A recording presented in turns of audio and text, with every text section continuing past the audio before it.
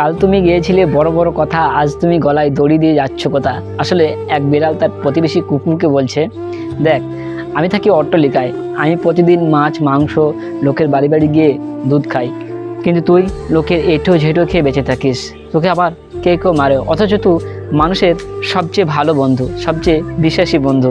তো এমনই একদিন বিড়াল তার প্রতিবেশী এক লোকের ঘরে ওই মাছ মাংস খেতে গিয়ে ধরা পড়ে যায় এবং তাকে সেই লোকটি খুব মারধর করে মেরে ফেলে।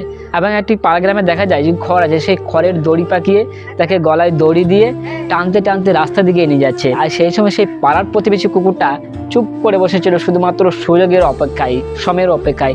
তখন সেই প্রতিবেশী কুকুরটা সেই বিড়ালটাকে বলছে, কাল তুমি গিয়েছিলে বড় বড় কথা, আজ তুমি গলায় দড়ি দিয়ে যাচ্ছ কোথা। আসলে আপনাকে কেউ যদি অপমান করে না, তাহলে আপনি চুপ থাকবেন, কারণ সময় মানুষকে যোগ্য জবাব দেয়, আর এটাই তার বাস্তব প্রমাণ। ভালো থাকবেন, সুস্থ থাকবেন।